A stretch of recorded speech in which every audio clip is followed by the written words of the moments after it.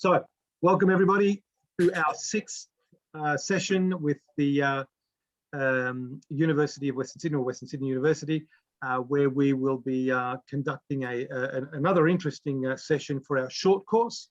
And this week, we're very lucky to indeed have somebody who's got a lot of experience, quite a lot of experience, not just a lot of experience with community languages schools, the same as in your sector, and that's Dr. Chris Jones-Diaz, who might actually speak a little bit more about her experience in her school. Now, could I just also add, please, everybody, that we will be keeping our microphones off.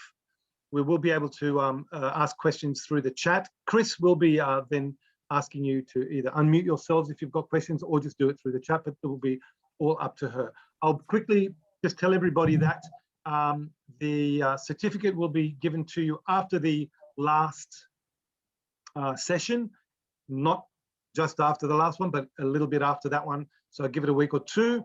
And the other thing is that I'm going to give you all of the information that you need for how to get the certificate, just register.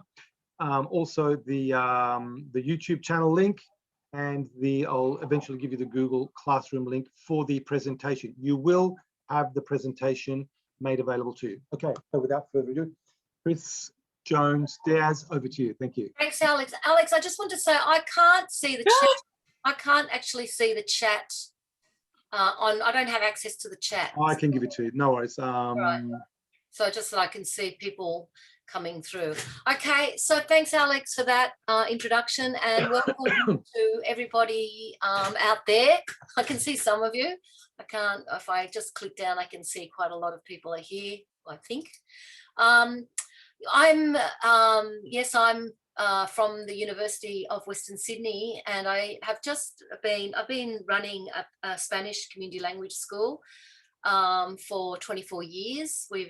I'm no longer involved in that, but I've had 24 years of a lot of pain and pleasure, I have to say, but I'm hoping that today's session I'll be able to share some of those experiences. But my session today is really looking at this notion of diversity and difference and how that relates to our work. So without further ado, I'm going to, I can't move my, okay. I just want to welcome and acknowledge the Wangal, Bedigal and Kamigal people of the Eora Nation, who are the traditional custodians of the land of which I present this workshop tonight.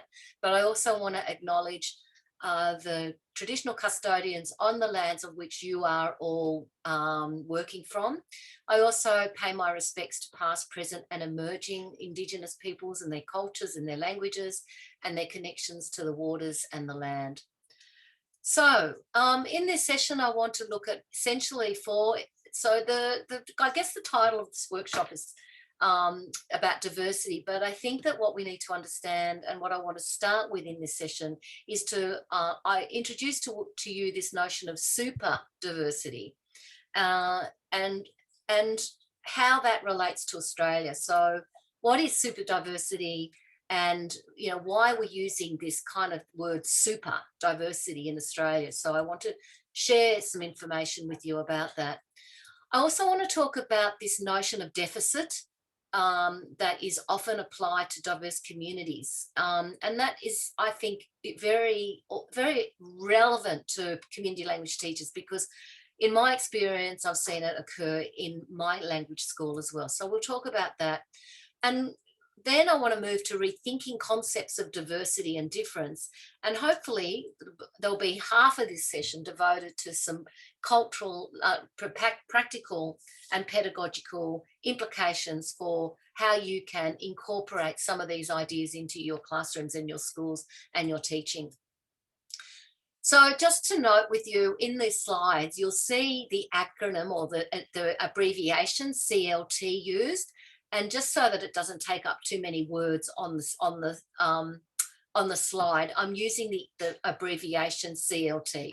So when you see CLT means community language teacher. So everybody here is a CLT, all right? So we're going to abbreviate you by calling you CLTs for this session. Okay, so what is super diversity? super diversity basically is a very contemporary term that we're using across the globe to look at diverse societies, super diverse societies. So we are super diverse because we have a vibrant Indigenous culture, vibrant languages, vibrant cultures, but we also have a colonial past. You know, the British colonised Australia over 200 years ago. And as a result, contemporarily, today, we have an increased diversity of languages, dialects, cultures, lifestyles, family, income levels, types of families, in lifestyles, regional communities, child rearing practices. So we're not just talking about diversity in terms of ethnicity or religion or cultural diversity. We're talking about this increased diversity of all types of differences. But at the same time, we are emerging as this super diverse nation in the backdrop of the historical implications of Australia, that we're a nation of immigrants with a unique history and contemporary cultures of Indigenous peoples. So we have multiple social, linguistic and racial identities. And it's really important that in that notion of being multiple, we recognise that there are many types of ways that we identify in this country, not just along language and culture, but on other lines as well. So within the last 20 years of Australia, there's been intense and rapid social, political and economic change. And this has come from the multiculturalism of the 1990s to what today we call a super diverse Australia. And as I said before, this is due to the mixing of linguistic and cultural and social groups along not just cultural lines, but political, identity, religious lines, linguistic and social capacities. So this notion of super diversity is emerging. And one of the things that the literature is very not concerned about, but highlighting that super diversity is also characteristic in contexts of change. So what we see in the labour markets, in the global labour markets, a lot of intensified integrated markets. We have various free trade agreements. We have rapid technological change. We have the increased what we call the neoliberal, which is basically a privatised market. You know, everything is becoming privatised and fee paying, including community language schools. We have also international political instability. So what we see in a super diverse society such as Australia is a lot of change, quite a bit of instability, a lot of rapid movement of people and labour.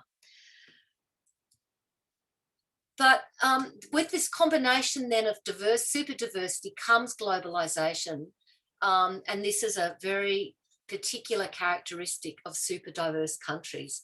They are mostly post-multicultural. So what we talk about Australia now as being a post-multicultural society. We have different cultural and racial identities that mix together. You only have to look at your schools and you can see in your classrooms, the kids in your classrooms, they're coming from very diverse backgrounds, even though they're all learning the same community language at your school. But what we've actually seen lately in the last 20 to 30 years in various countries across the world is that we see also a lot of anti-multiculturalism and political debate and media commentary about the problems of diversity. And so I want to really challenge the notion that diversity is a problem and put the argument out there that diversity is not a problem. It's the way we view diversity that is the problem. So we have to understand, though, that within global and super diverse countries, there are always going to be questions of equity because there are new working practices and job insecurity because there are more minority groups. So there's a lot of tension around diversity, but that's not because of diversity itself. That's often because of the various views and structures that are constructed around it. So I guess when we think about diversity in Australia, just looking at the statistics in Australia, 49% of Australians have some kind of relationship to a family member born overseas. That's half of us. There are more than 300 languages spoken in 2016. There are 21% of us speaking languages at home other than English. And there are also 2.5% of increase of Indigenous families. So the Indigenous population is growing. The multicultural languages other than English population is growing, and we are becoming more diverse. In New South Wales, the highest diversity, the most diverse state in Australia, 22% speak a language other than English at home. In the community languages schools, we see this. 100,000 students, 7,000 volunteers are working in community language schools. And from Ken's work, Ken Cruikshank's work, we know that there are 34,000 students, 54 community languages, and 2,700 teachers. So our industry is growing, and within that growth is diversity. And how then, with questions for us as language teachers, is how do we do our job the best we can and meet the needs of our diverse classrooms? So traditionally, though, in Australia, because we come from 200 years of British colonisation, we actually come out of a very monocultural history. And it's only really been since the last 60s, since the 1960s, that we've experienced diversity. So despite all this diversity, we still confront discourses or ideas of deficit. Deficit is when people look down at somebody because of their difference. So Indigenous people continue to struggle with racism and deficit ways of thinking about their children and their families. Immigrant and multilingual communities experience notions of deficit. Refugees, gender diverse, families with disabilities, families with mental health. So if you don't fit in to the dominant mainstream, which still exists despite all this diversity, sometimes, depending on sometimes these people or coming from these different backgrounds can mean that you are not given opportunities, and then you experience a deficit approach. So discourses of deficit are basically the denial of the multiplicity and contradictory realities of diversity, whether that's language, culture, religion, whatever. We make deficit assumptions about children and their families, that we think that they're powerless or that they're lacking or they're not as good as. They don't speak English, they speak other languages, they're not Christians, they're other religious. So unfortunately, within a deficit approach, difference is viewed as a problem and it needs to be fixing. So what my point is that despite the fact that we have all this diversity and on one level we take it for granted, on the other hand, we still often go back to this notion of deficit. And so in my research, as a researcher, I've just recently done some work with early childhood educators, and I found that there are quite many discourses that are applied to culturally and linguistic families, culturally and linguistically diverse families in their approach. So for example, there was culture is often used as a reference to explain a concern that a teacher might have regarding a child's development. The cultural practices can be seen as problems, that they need to be fixed. So this idea that you see diversity as a problem that needs to be fixed is an example of a deficit approach. So one educator said in an interview, there is little about her parents. There is little understanding about emotional and social preparation for school, still not absorbed. A very deficit, negative view of the parent because she thinks that the parents don't understand. Another parent, another educator said, at home, we realise that this TV screen, at home, we realise that the screen pads are used. In these cultures, there are many after-school activities. Our culture, including our culture, she means the Western culture, we do after-school activities, sports, dance, but they don't do it. So the problem with this quote is that the educator assumes that if you don't do the sort of Western or Anglo-Australian things after school, then you're different. And there's no acknowledgement in this quote of the fact that children go to community language school, they have cultural events, they do other things. So again, this is a perfect example of seeing difference as deficit or difference as not good. So the language and cultural practices among culturally linguistically diverse families, particularly newly arrived refugees, was a major concern for educators, but there's limited evidence that indicates that these concerns were actually being addressed by educators.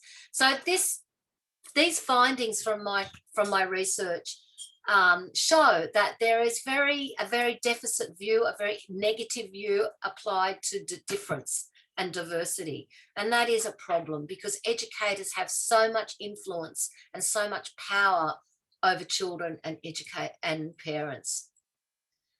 So what we need to be doing is thinking very clearly and rethinking our concepts of diversity and difference.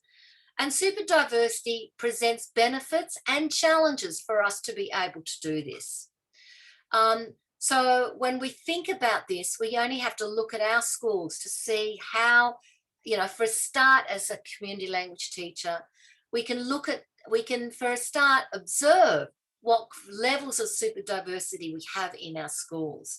And that's a really good starting point for you to think about. We can think about super diversity as a post-multicultural characteristic in countries like Australia. So as I said before, it's the mixing, not just of one culture group with another cultural group, but perhaps cultural, language, religious identity, lifestyles, political affiliations are all mixing together to form this notion of super diversity. So the pedagogical practices informed by traditional ways of paradigms of multiculturalism and monolingualism are limited in addressing how Indigenous groups, how diverse cultural groups, how social inequality operates and social justice and marginalisation operates. So when we rethink concepts of diversity and difference, we have to understand that there's an important emphasis that needs to be made on how people operate around inequality, social justice, and diversity and difference. So for the next remaining part of this session, I want to talk to you about what in early childhood education is a national framework. And I'm using some of the ideas from this early years learning framework that is abbreviated as the EYLFA, Australia, Early Years Learning Framework in Australia, because there are very relevant principles, which are here, you can see them on the screen, related to diversity and equity and relationships. In this curriculum framework, there are practices that are outlined that we as community language teachers can adopt in our practice. And there are also learning outcomes that I have adapted in this presentation that can look for ways in which we can instill some of these, or can actually ensure that some of our students have these experiences in the learning outcomes. So as I've said before, what I'm doing in this session here is adapting and realigning what has already been done, what was already is in a curriculum for preschool education that we can think about for ourselves. So one of the important principles in the ELF, we call it the ELF, EYLF, the ELF, like a little elf. It's one principle is that as educators, we secure and we're respectful of relationships, reciprocal relationships, right? So what this means for us is that we are aware of our own values, our own belief systems, our own ideas and dispositions about diversity, that we are able to critically reflect on our position in cultural beliefs and ideologies and practices, that we locate our own prejudice and biases, that we attune, or we're sort of with children in their thoughts and feelings about learning their home language, and that we interact positively with children and families. We also understand that having partnerships with families and children is really important in terms of not for creating a welcoming environment in our classroom, but for the respect that we give families and trying to incorporate in collaboration. We want to work with others to promote the learning of the language in routines, in events, in learning experiences that draw on children's home and community experiences. And we also have high expectations, and within those high expectations, we are very mindful of equity and fairness. So, for example, we are willing to challenge practices in our classroom, in our school, that challenge inequality, and we make decisions to promote inclusion and participation. We develop professional knowledge and skills to work in partnerships with families and children and communities. So you are actually doing this right now by coming to this session.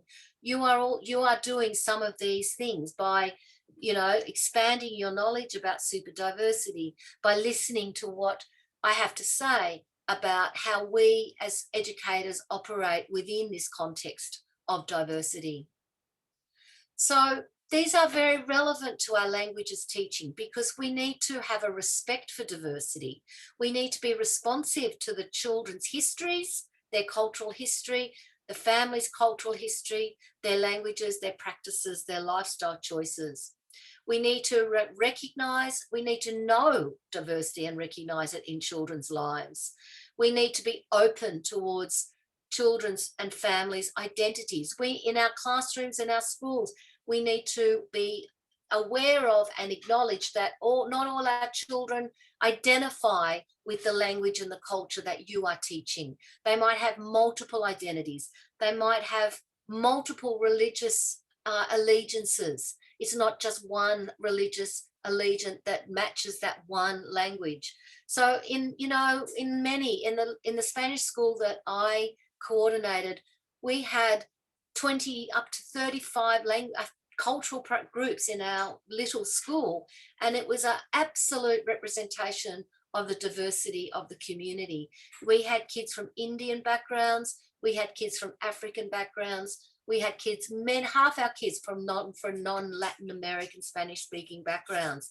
The reason they were there was because at some point in their lives, for some reason, they have a connection with Spanish, and not just Latin American Spanish, but Spanish from Spain. So we found in our school, this super diversity was always an ever presence in our population. So it was important for our teachers to be aware of the practices and the attitudes and dispositions that enhance and build on children's identity, their language, and their culture, their cultural practices. So we need to be willing, and this is hard because trust is a hard thing to fall into, but we need to use this information to develop trusting relationships, respectful interactions, and understand that there are alternative worldviews and meaningful learning experiences out there that we can incorporate that are related to not just learning, but assessment for each child and each family. So that's a quote from the ELF. So we also, as a very important principle 5, we acknowledge the importance of reflective practice. Reflective practice is, as a teacher, we're not just teaching, we're thinking when we teach. When we teach a lesson, we go away and we think, well, how could I have done that lesson better? Or why was it that that child wasn't engaged? So it's constantly asking yourself as a teacher how and why, how children are learning in your classroom, and how can you be a more effective teacher?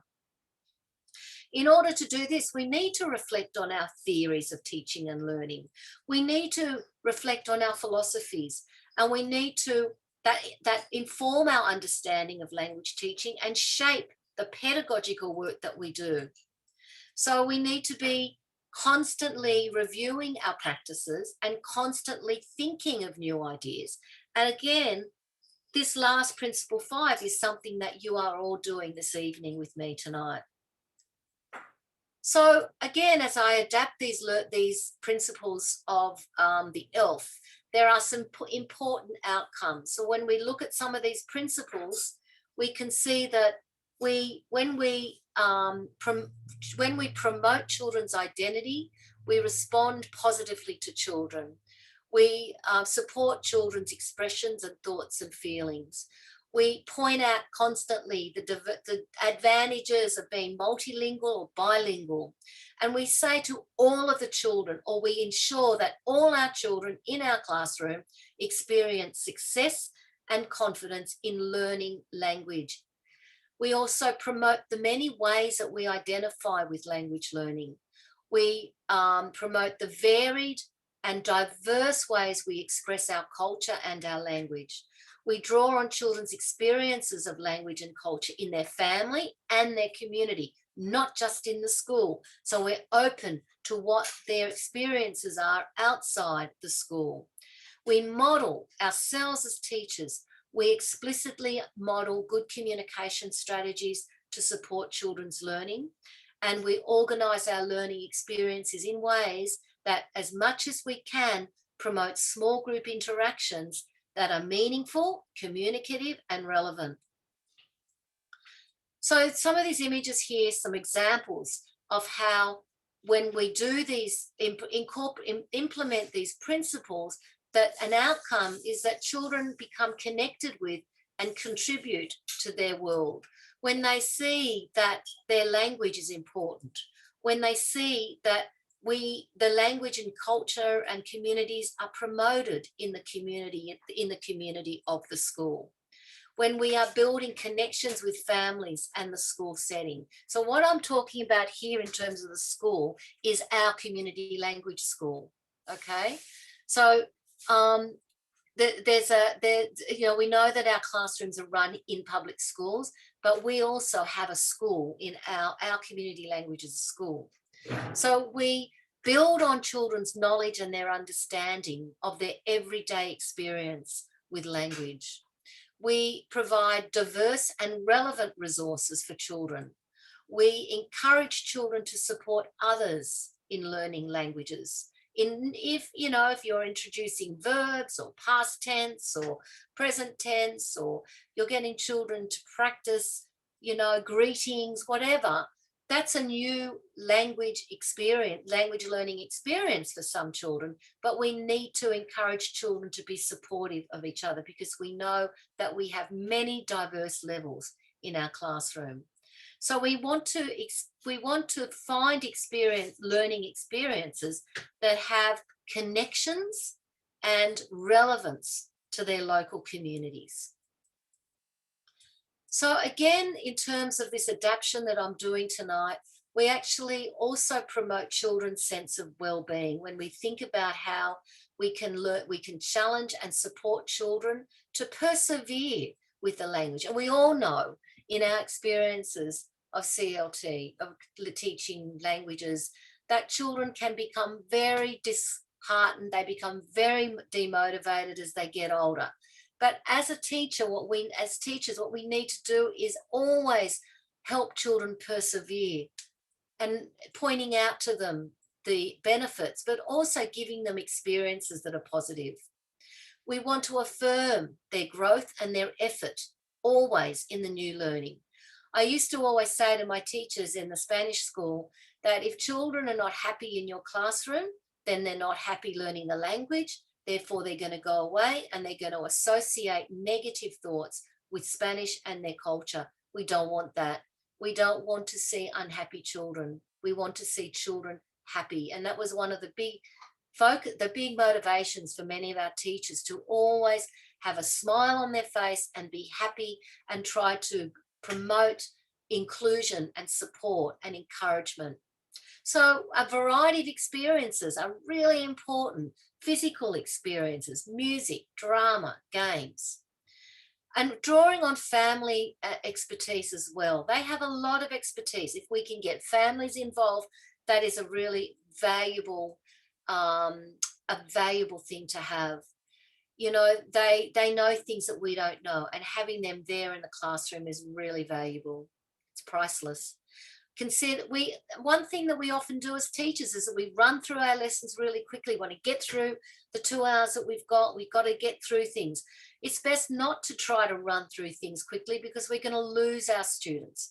We need to pace our lessons really in context with our community and our school setting. So one of the outcomes is that we want to see children who are confident and involved learners. We want to do this by encouraging children to use their language, to not just describe and explain, but to use their ideas. We want to, this word scaffold, we want to build children's understanding of new language. We want to listen carefully and encourage children. We need to always be drawing attention to the patterns and the relationship that children have with language learning in their language. We want to provide opportunities for children to engage in meaningful learning relationships when they're learning their language. We want to introduce appropriate technologies and media that enhance children's use of the home and the community. So another bigger principle in the ELF is that there is a focus around helping children become effective communicators. So this is very relevant to us as educators. We want children to interact verbally and non-verbally with others for a range of purposes. So how do we do this as CLTs? Well, we have to value and promote that value of the linguistic heritage that our kids have and that they come from. We need to encourage families and communities to do the same thing. We need to model correct forms and features of the language, because we are the experts in the language, but we also need to respect and include the variations of the ways in which the language is taught, the way in which the language is spoken. And so this is the idea of dialect. So again, in my school, Spanish is spoken in many countries in Latin America and Spain, but there are many ways of using Spanish. We have Cuban Spanish, we have Chilean Spanish, we have Dominican Spanish, we have Argentinian Spanish. So my teachers were always being encouraged not to focus on their Spanish from their country as the only way we use language. So Chilean Spanish is quite different to other Spanishes, and we need to incorporate the different ways or the different words or the different meanings or the different expressions. And we need to talk to children about that, because that again is valuing linguistic diversity in the classroom, when we can say, well, there's lots of ways in this classroom we use the word car. There's many ways in which we say car across in Spanish. So some examples here might be that we engage children in diverse texts and gaining meaning from these texts. So how do we do this? By sharing a range of books in texts that are different and diverse, that we use chanting, rhymes, jingles, music, songs, that we balance this notion. And often we see community language teachers drawing on traditional language, traditional songs, traditional culture. But culture is not traditional. Culture is contemporary. Culture is not just something that they did 100 years ago or 20 years ago. Culture is the practices that we do every day. So children are going to be much more interested when they're listening to a bit of music that their parents might hear that's contemporary, that's been played now on the radio back in their country overseas. That we have music playing in the background wherever it's appropriate, because in the music there's language. that we talk explicitly to children about letter concepts and sounds when we share texts, when we share books, when we share any kind of written work. That again, we incorporate from family and community text in our that are traditional and contemporary. We draw on oral traditions and oral storytelling in our classroom. And we also, wherever we can, we provide play-based experiences that promote children's written forms of meaning. So just getting kids out there and doing play-based experiences, drawing children to, allowing children to have fun with their language, particularly for the younger children. Play is really important to incorporate. So we also have to remember that there are diverse texts. It's not just about the book, but there are various ways in which children engage in text through the various technological literacies, through music, through community environmental print. So children express ideas and they make meaning in a range of media. So we need to build on children's creative experiences and link this to language learning. We need to provide a range of resources that help us do this, that include the arts, drama, music. We need to ask and answer questions when we read books to children and other texts. We don't just read a book and then put the book down and move to the next experience. Sharing a book doesn't always mean that you are reading the book page by page by page. It could just be showing pictures and talking about the pictures, because a lot of the books that we might have access to, the language might be too difficult for our children. So we need to be using the books, but we need to be adapting them. And we don't need to read the text. We can just tell the story as a teacher. We provide resources that encourage children to experiment with images and print in the home and the community. So continuing with this notion of effective communicators, we introduce children to language through symbols and patterns and systems. So we can do this by talking about the relationship between letters and sounds in the home language. We can do this by introducing everyday resources that the children are familiar with to talk about patterns and categorize, bring in different menus from the children's cultural groups. So you've got, you might be teaching Arabic, but there are all sorts of different menu options on a restaurant that exist in the Arab world, for example. So bringing in everyday resources that children might be familiar with, that, again, where the language is used.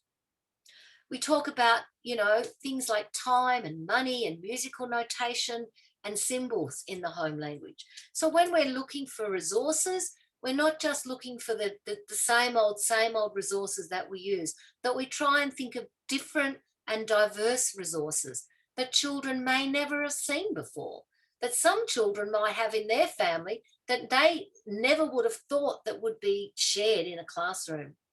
Again, providing play-based experiences wherever it's relevant and meaningful are important. So children can use information and communication technologies to access information, investigate ideas, and represent their thinking. So how do we do this? We integrate technology in our learning experiences. So this is the idea of putting it in there in all the learning experiences wherever possible, not just using it because of the sake, we have an iPad, so we have to use iPads. Integrating it across the learning experiences. We need to collaborate through co-constructing children's learning, using digital storytelling as an example, or using different kinds of texts.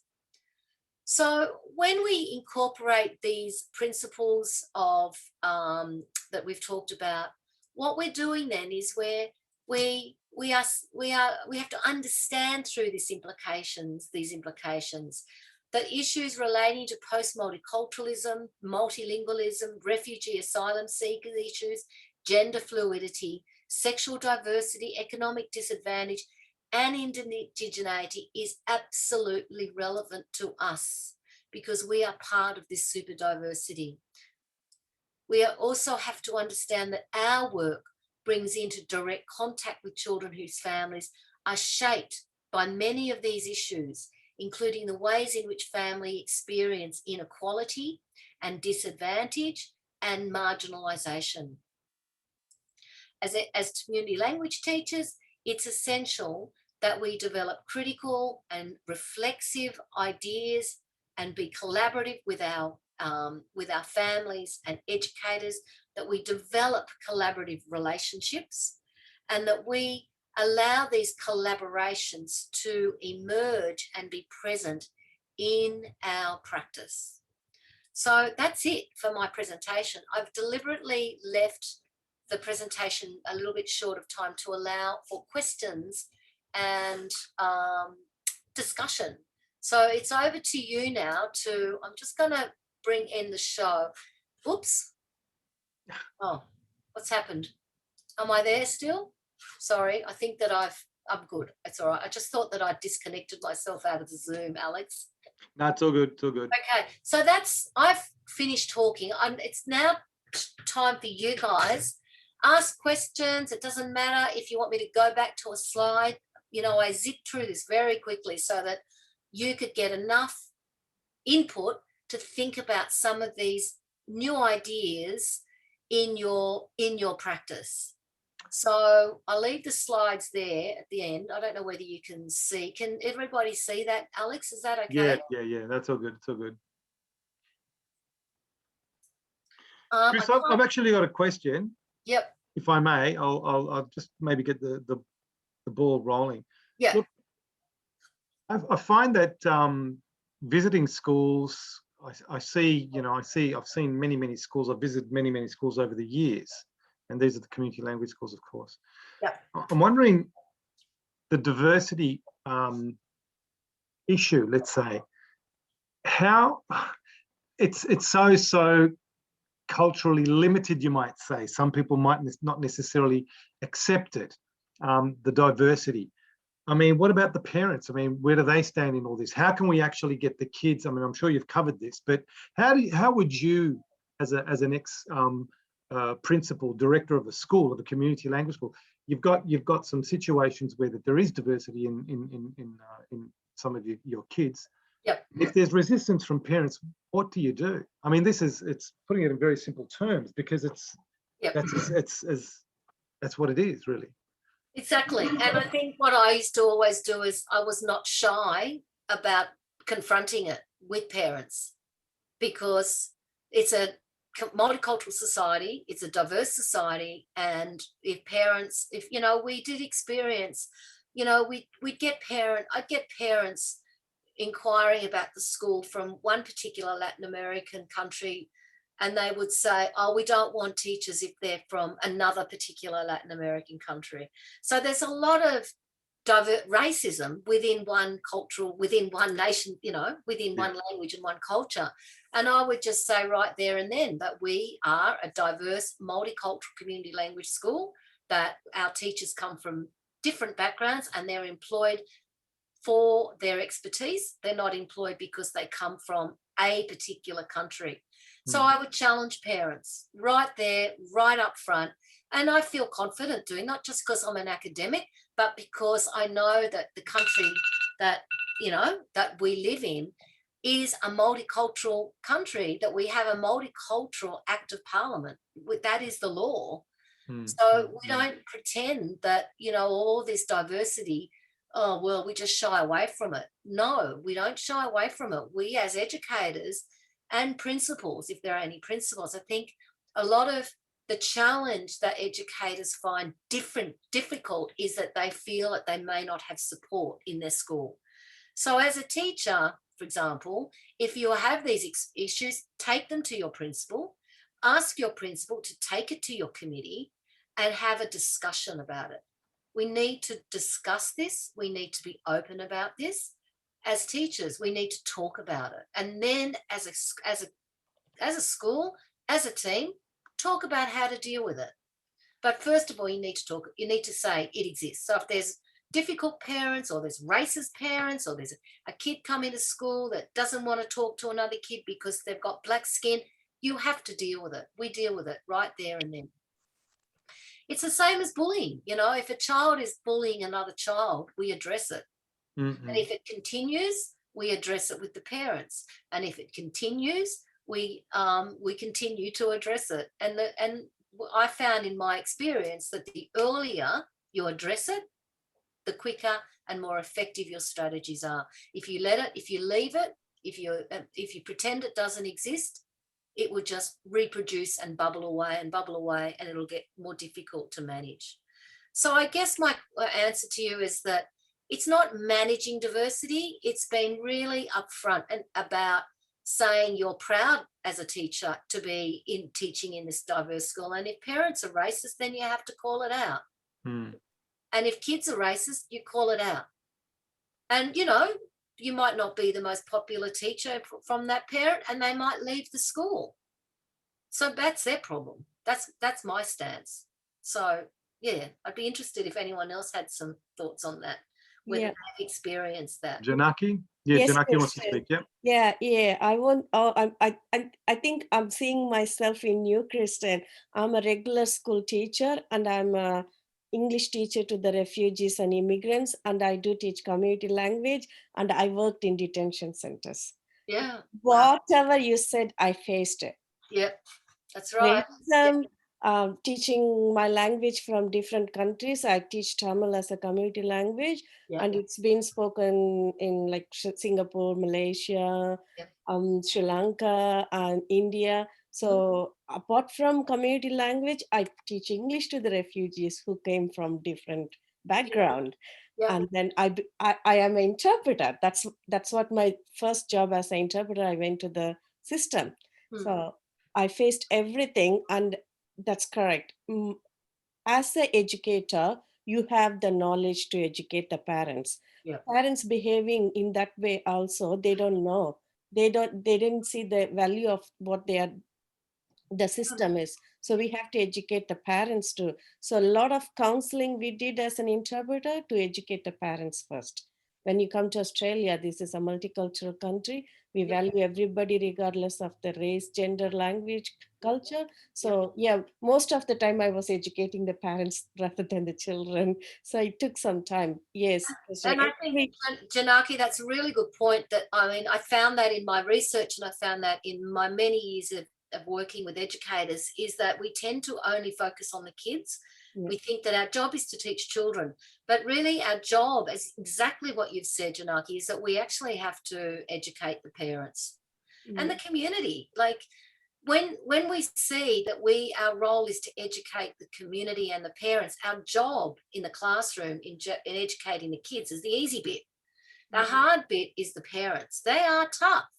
Yeah. And, you know, I've had conversations with parents who've just gone and walked away in a huff because they didn't like what I said about, well, this is a multicultural country.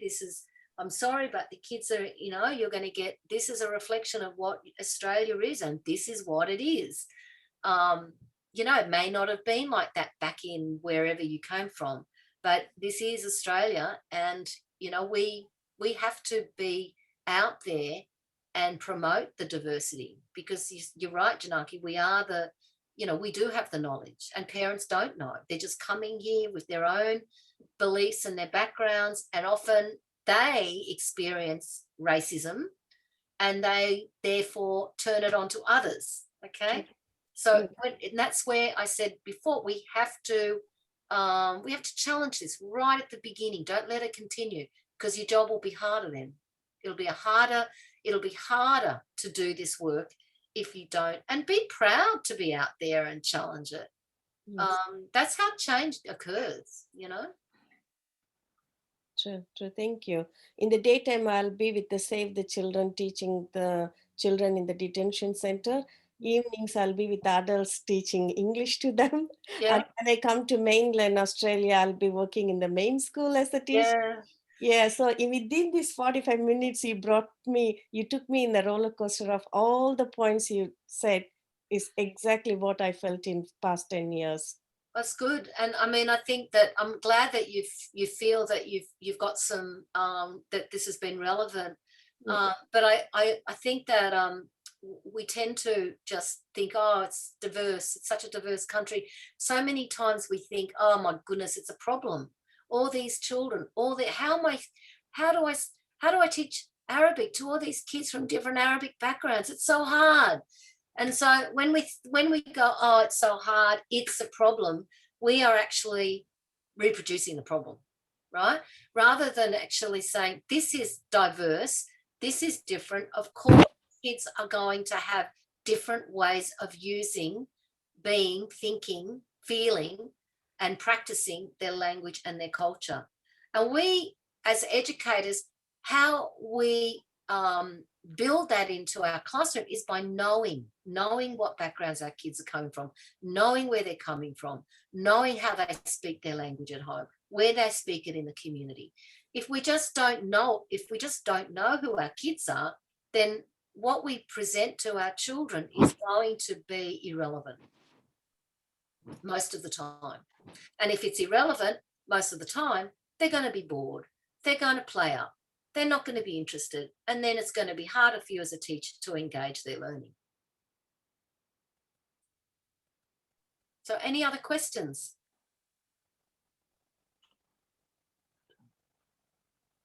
Yeah, we've got some comments here.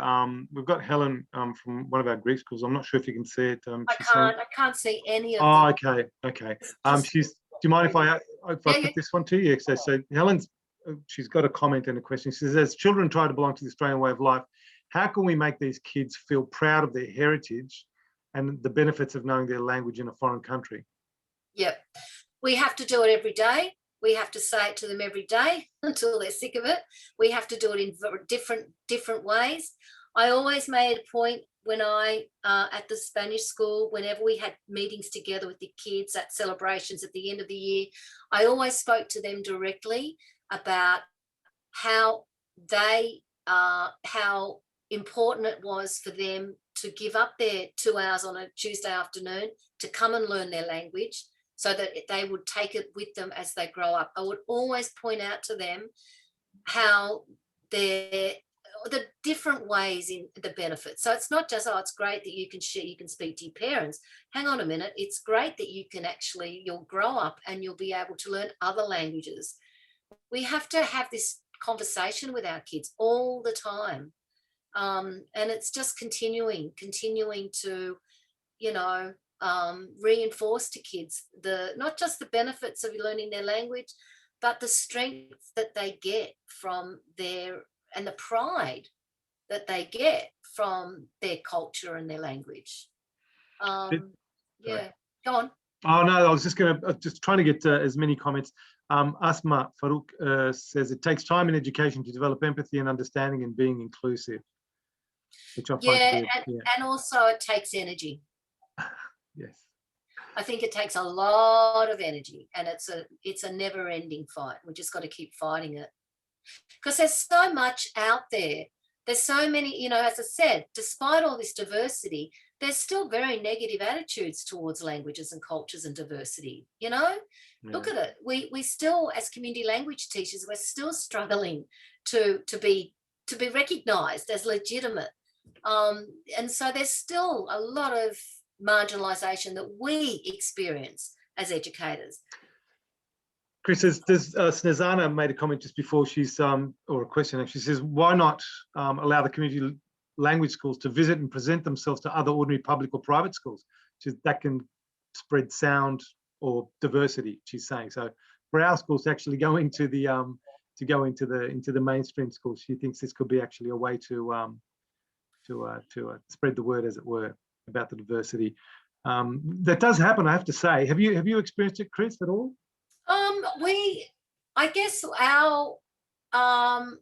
We experienced it in the sense, I think that I'll be honest and say that it was a challenge at our school at the beginning, because we'd been there longer than many of the principals that came and went.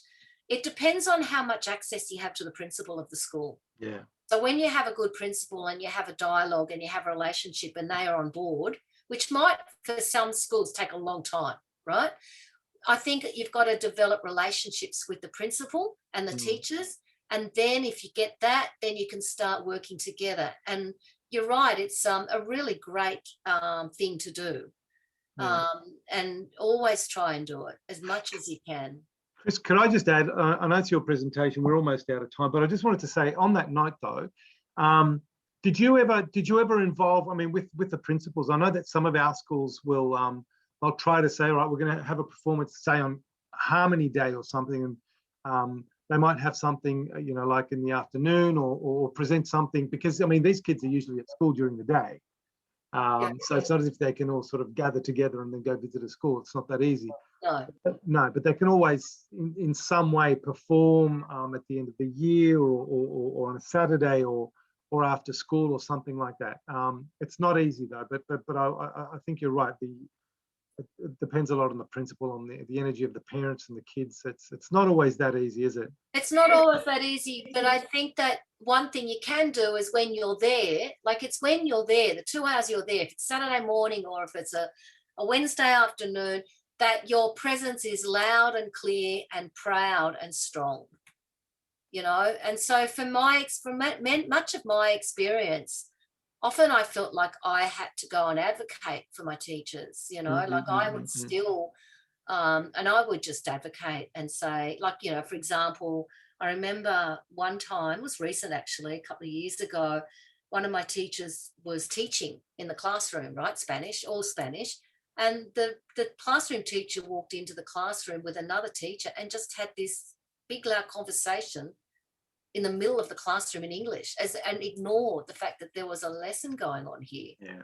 I mean, I saw that. I just happened to walk in at that time, just happened to walk into the classroom. And I just said, excuse me, there is a class operating here. So, look, I didn't shy away. If any of you who know me, I don't shy away from confronting people around this stuff. It needed to be called out. Yeah. I know that that's really hard for people to do that. But look, I don't shy away. For me, it's part of my job to call it out when it's racist. I'll call it out. Yeah. But if you can do it the gentle way, that's a better way to do it, because, you know, you're doing it gently and not sort of making it into a big issue. Also, because we're guests in somebody else's school, and some people tend to think, well, you know, I don't upset the people that are there. This happens a lot. It's another issue, but again, it's got to do with diversity. I mean, these kids are from another language background. They're coming from outside the school. They're coming to use somebody's room. Somebody's there. The teacher starts talking, you know, in the middle of a lesson. It's actually quite rude. But some people are quite shy. Could I just say, we've got Christine who asked just quickly. I know we're gonna finish in just a couple of minutes. So Christine was asking, could you kindly explain the difference between reflexive and reflective ethical practices? Very good question. I'm hoping that someone was asking that. Reflection is like thinking, well, what could I have done better? It's looking back. So it's like you're driving a car and you see your reflection in the rearview mirror and you say, oh, okay, there's a car behind me, blah, blah, blah. So reflection is looking back and thinking that was a good lesson, but I could have. Reflexivity is when you sort of see yourself in the moment at the time. So at the moment, for me, I have to be very cognizant of the fact that, you know, I can be talking about a lot of practical experiences that sound good, but may not be practical for some of you. So, you know, reflexivity is locating yourself in a context and seeing your position that you are. So as a teacher, you can have a lot of power over parents. You can have a lot of power over kids and not use that power well. You might not use it well, but you can use it well if you think, how is it I can be a more, see myself, how I operate in a context. You know, do I come across as being really, you know, teacher-centered? Do I come across as being too loud? Do I come across to the children as being too scary? They're the sort of things that you think about who you are, how you present in a context. So reflection and reflexivity are two different things, but they go together. They go together hand in hand. Does that explain it, Christina? Christine? Yes, thank you very much. It was another one. I don't know if Alex succeeded in catching up there. How we are supposed to develop critical dispositions. But by talking about what we're doing right now is developing critical disposition. So by thinking critically about what happens and how you can make it better. So for example, something might happen in your school, there might be an incident and you might go, oh, whatever. But been reflecting on that incident and thinking about things like, well, how is this right? How is this wrong? I wonder how that impacts on the kid. I wonder what the parents think of that, is being a critical thinker. So you're thinking about things beyond the actual event. You're thinking going beyond that and thinking, well, is this fair? Is this right? Is this the way? Is this child really enjoying this lesson? Is this parent really saying what they really think about, whatever? So it's just asking questions. It's been having a questioning approach to your work. Chris, we've got lots of questions and some great suggestions as well, but we're out of time. Katerina, she actually said something. She said it just really quickly. Russian language is spoken in most post-Soviet countries, and some of them came to in conflict with each other. So what themes and subjects are safe to touch when preparing the class? I mean, that's a $1 million question. But how did you, very quickly in a nutshell, how would you deal with anything like that? You have to deal with it through that concept of diversity, through that lens of diversity. So you have to say to the kids, say to the parents, we are dealing with this subject or this thing. We have to apologize if this is difficult for some of you, but the children are talking about this issue. It's part and parcel of what it means to grow up in Australia. So, for example, it may be a tabooed for many cultures to you might have same-sex families in your school. We did at our school. We had gay lesbian families in our school, and they would get funny looks. They would not be, the parents would be marginalized, and we would say to those parents, not say it like in an attacking way, but always having that language of inclusion, that language of acceptance. And there is this school is a school that promotes equity and inclusion. So it was just almost like a policy, a verbal policy that we just had. We wouldn't shy away from things just because one cultural group feels uncomfortable about it. If it's a democracy, we have free speech. We have to, at the same time, respect that it might be very uncomfortable for families to talk about a particular issue. But we also, on the other hand, have to acknowledge that it is contemporary, it's a contemporary society, it's a democracy, and children and families, we all have the right to information and knowledge, even young children. Yeah. Even very young children. Yeah. Very good.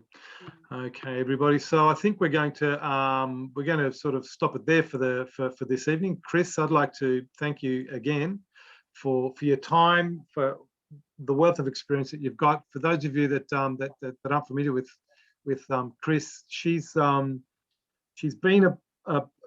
on the scene for many years, as she mentioned, but she's spoken at loads and loads of conferences. She's been a part of the Federation conferences, and has contributed a lot to this sector, I would say, with the research that she's conducted, and also with her involvement on the ground in conferences and even in workshops like this evening. So I'd like to say again thanks, and we hope to see you again, Chris. All the very best to you. You can log off now if you like and have your dinner. We're going to. I'm just going to have a couple of words with everybody. I'm just going to the last information for everyone. Yep.